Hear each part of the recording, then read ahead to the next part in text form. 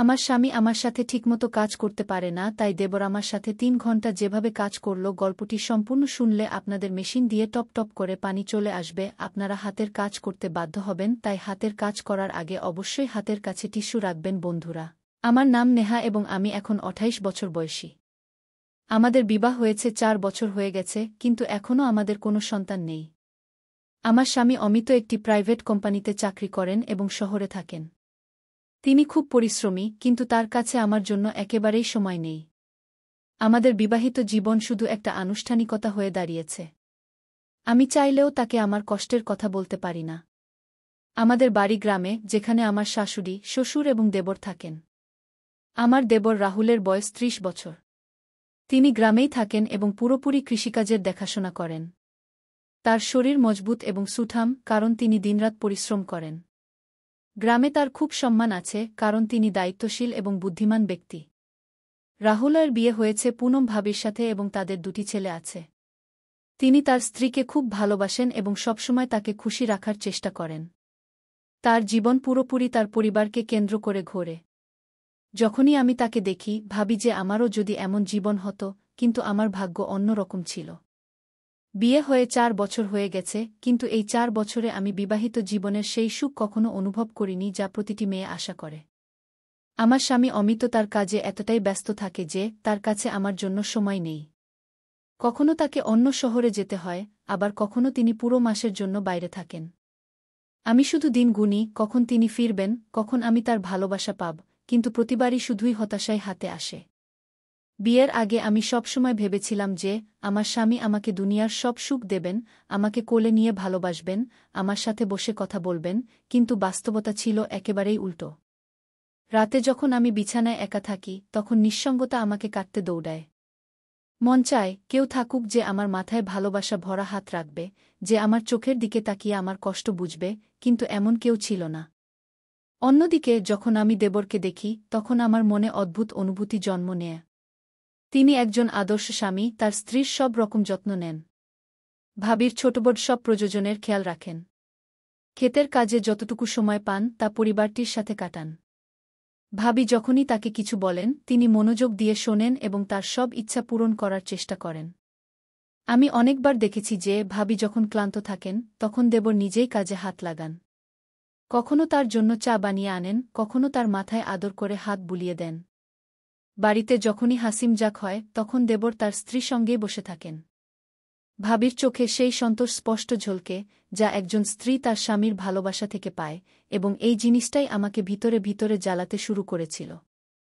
আমি নিজেকে বোঝাতে চেষ্টা করতাম যে এমন ভাবনা ভুল, কিন্তু মনকে নিয়ন্ত্রণ করা এত সহজ ছিল না। যখন আমি দেবর এবং পুনম ভাবিকে হাসতে, কথা বলতে, একে অপরের সাথে খুশি দেখতাম, তখন আমার মনে এক অদ্ভুত জ্বালা উঠত। মনে প্রশ্ন আসত, কেন অমিত আমার সাথে এমন আচরণ করেন না? অনেকবার এই ভেবে চোখে জলও আসত যে যদি আমার বিয়ে দেবরের সাথে হতো। যখন আমি পুনম ভাবিকে তার সাথে দেখতাম, তখন মনে এই প্রশ্ন উঠত যে আমি যদি তার জায়গা হতাম, তাহলে কি আমিও এত ভালোবাসা পেতাম? দেবর কি আমাকেও ততটাই খুশি রাখতেন যতটা তিনি তার স্ত্রীকে রাখেন? এটা ভুল ছিল, কিন্তু এটা আমার মনে বারবার আসত। রাতের নীরবতা আমার নিঃসঙ্গতাকে আরও গভীর করে তুলত। যখন পুরো বাড়ি ঘুমিয়ে পড়ত, তখন আমি পাশ ফিরতে থাকতাম। কখনো চোখ বন্ধ করলে দেবরের হাসি মনে পড়ত, কখনো ঘুমাতে চেষ্টা করলে তার শক্তিশালী হাতে খেতে কাজ করার দৃশ্য চোখের সামনে ভেসে উঠত। যখন অমিত বাড়ি আসতেন, তখনও তিনি শুধু ফোনে ব্যস্ত থাকতেন। আমি অনেকবার চাইতাম যে তিনি আমার দিকে তাকান, আমার পাশে বসেন, আমার সাথে ভালোবাসা ভরা কথা বলেন, কিন্তু এমন কিছুই হতো না। বিবাহিত হয়েও আমি কোনো অবিবাহিত মেয়ের মতো ভালোবাসার জন্য তাক পাচ্ছিলাম। আমার মনে বারবার এই প্রশ্ন উঠত যে যদি আমার স্বামী আমাকে ভালোবাসা না দেন, তাহলে কি আমি সারা জীবন এভাবেই একা থাকব? আমার কি জীবন অন্যের সুখ দেখে জ্বলতে জ্বলতেই কাটাতে হবে? আমি তো আগেই একা ছিলাম। তখনই আমার স্বামী বললেন যে তাকে কাজের সূত্রে অন্য শহরে যেতে হবে। প্রতিবারের মতো এবারও তিনি যাওয়ার সময় বলেছিলেন, নেহা, নিজের যত্ন নিও, বেশি চিন্তা করো না, আমি তাড়াতাড়ি ফিরব। কিন্তু আমি জানতাম যে তাড়াতাড়ি মানে কমপক্ষে ১ মাস তো হবেই। তার কথাগুলো এখন আমার কাছে ফাঁপা মনে হতে শুরু করেছিল। আমি কোনো অভিযোগও করতে পারতাম না, কারণ আমি নিজেকে বুঝিয়ে নিয়েছিলাম যে তার প্রাথমিকতা শুধু তাদের কেরিয়ার, আমি এখন নয়। বাড়ির সমস্ত কাজ এবং দায়িত্ব আমার এবং পুনম ভাবির ছিল। সারাদিন কাজে ব্যস্ত থাকতাম, কিন্তু মন তো সেখানেই ঘুরে বেড়াত জেঠির দিকে। সেদিন সকালের সময় ছিল। আমি উঠোনে কাপড় ধুচ্ছিলাম। সূর্যের হালকা রশ্মি সাদা চাদরের উপর পড়ছিল এবং ঠান্ডা বাতাস বইছিল। আমি বালতিতে কাপড় ভিজিয়ে রেখেছিলাম, কিন্তু যেই আমি কল খুললাম পানি আসল না। আমি বেশ কয়েকবার চেষ্টা করলাম, কিন্তু পানির এক ফোঁটাও পড়ল না। আমি এদিক ওদিক দেখলাম এবং দেখলাম যে জেঠজি ক্ষেত থেকে ফিরছিলেন। কপালে ঘামের ফোঁটা চকচক করছিল এবং তার শক্তিশালী শরীর, যা পরিশ্রমে গড়া হয়েছিল, সূর্যের আলো ঝলমল করছিল। আমি সংকোচের সাথে বললাম, জেঠজি, দেখুন না কল থেকে পানি আসছে না, একটু দেখুন কি হয়েছে কি। তিনি আমার কাছে এলেন এবং কিছু না বলে কলের দিকে ঝুঁকে গেলেন। আমি দেখলাম তার শক্তিশালী বাহু নড়ছিল যখন তিনি কল ঘুরাচ্ছিলেন। তার চওড়া কাঁধ এবং ঘামে ভেজা টি-শার্ট আমার হৃদস্পন্দন বাড়িয়ে দিচ্ছিল। আমি নিজেকে থামাতে চাইছিলাম, কিন্তু তার পুরুষত্ব, তার পরিশ্রম, তার প্রভাব, কিছু তো ছিল যা আমাকে আকর্ষণ করছিল। যেই পানিটি বইতে শুরু করল, আমি তাড়াতাড়ি আমার হাত বালতিতে ডুবিয়ে দিলাম, কিন্তু আমার কবজি তার হাতে ছুঁয়ে গেল। একটা হালকা শিহরণ পুরো শরীরে ছড়িয়ে গেল।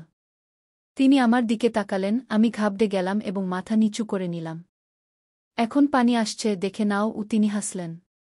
থ্যাংক ইউ, আমি আস্তে করে বললাম এবং তাড়াতাড়ি কাপড় ধুতে লাগলাম, কিন্তু আমার হাত কাঁপছিল। সেদিনের পর থেকে আমি বারবার তাকে দেখতে লাগলাম। যখন তিনি খেতে কাজ করতেন, আমি লুকিয়ে জানালা দিয়ে দেখতাম। যখন তিনি কুর্তা বদলাতেন এবং তার শক্তিশালী বুক দেখা যেত, তখন আমার গাল লাল হয়ে যেত। মনে অদ্ভুত অস্থিরতা হতে লাগত। আমি কি তাকে ভালোবাসতে শুরু করেছিলাম, নাকি এটা শুধু আমার একাকিত্ব ছিল, যা আমার অনুভূতিকে বিভ্রান্ত করছিল? অনেকবার আমি ইচ্ছা থাকা সত্ত্বেও তার কাছে যাওয়া থেকে নিজেকে বিরত রাখতাম, কিন্তু তবুও আমার চোখ অনিয়ন্ত্রিত ছিল। আমি জেনে শুনে সেই সব জায়গায় যেতে শুরু করলাম, যেখানে তিনি থাকতেন, কখনো রান্নাঘরে, কখনো উঠোনে, কখনো কুজোর পাশে। এবং আমি লক্ষ্য করলাম যে তার চোখও আমাকে খুঁজতে শুরু করেছিল। একদিন যখন আমি উনুনে রুটি বানাচ্ছিলাম, তখন জেঠজি সেখানেই বসেছিলেন। আমি হালকাভাবে আটায় মাখা হাত আমার চুলে বুলিয়ে দিলাম এবং আমার বেনি খুলে গেল। চুল আমার কোমরে পড়ে গেল।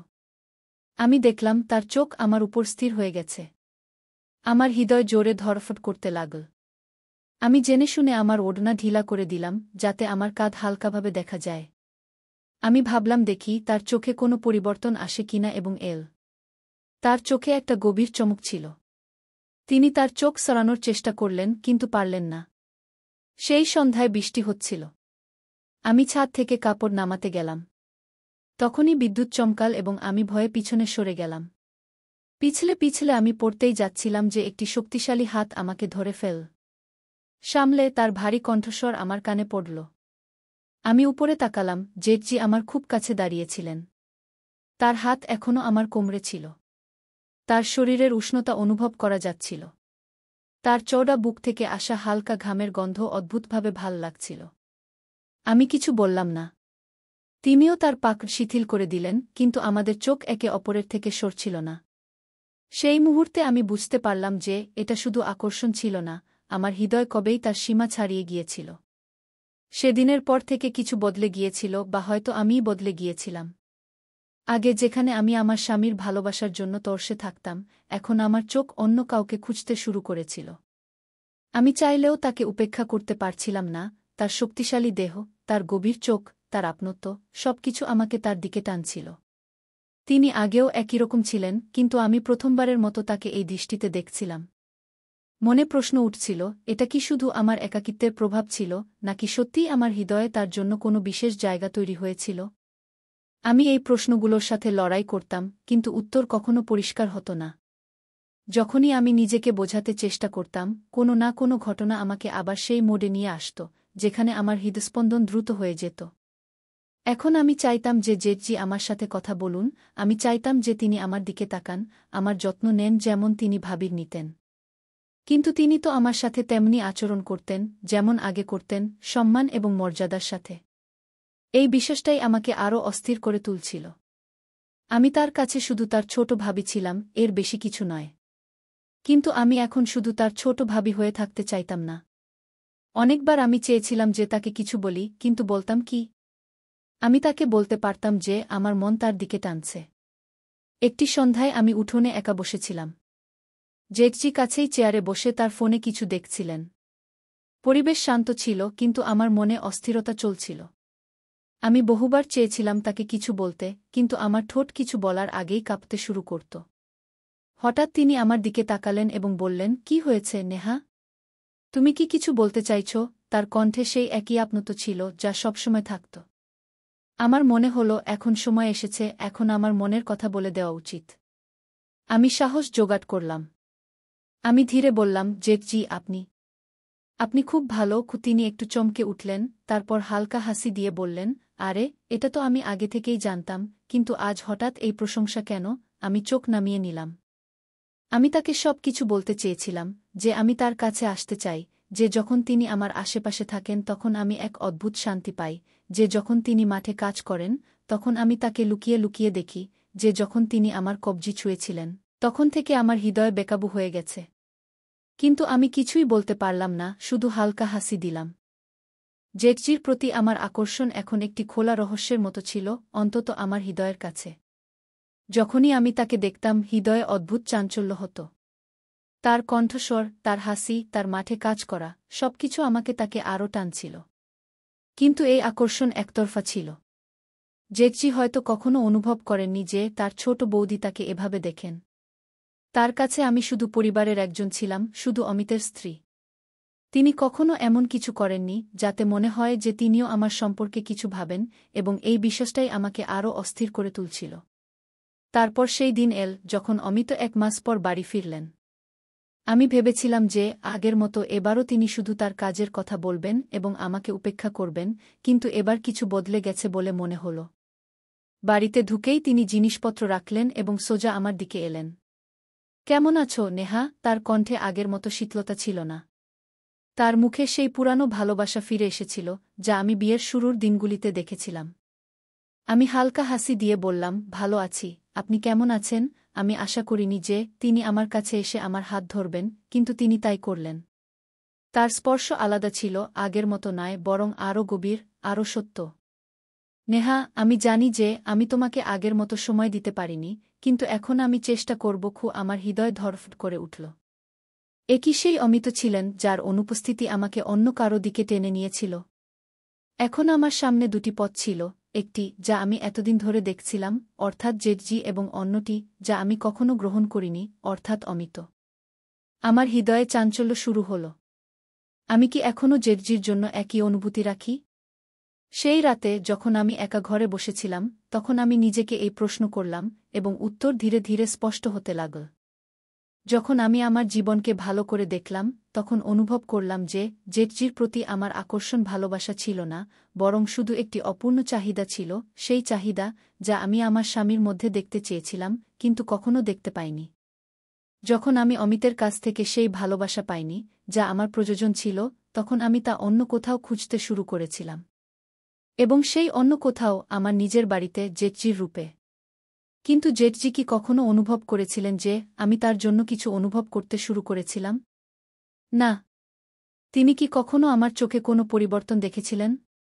না। এবং এটাই সঠিক ছিল।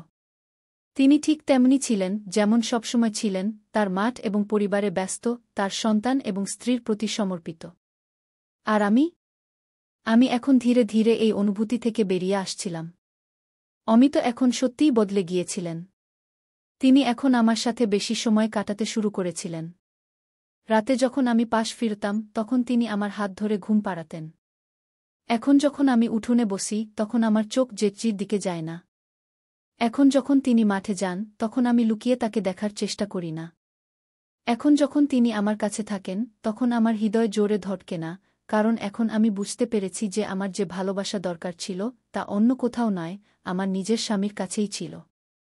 সবকিছু বদলে গিয়েছিল, কিন্তু একটি জিনিস যা কখনো বদলায়নি, তা হল জেঠজি কখনো অনুভব করেননি যে আমি তাকে পছন্দ করতাম।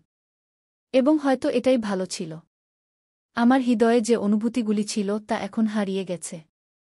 জেঠজি এখনও একই রকম হাসিখুশি, তার কাজে ব্যস্ত, তার স্ত্রী এবং সন্তানদের সাথে খুশি। আমি এখনও সেই একই বাড়িতে আছি, কিন্তু এখন আমার মনোযোগ শুধু আমার স্বামী এবং আমার বিবাহে। কখনো কখনো কিছু ভালোবাসা শুধু অনুভূতি হয়ে থাকে, কাউকে জানানো ছাড়াই।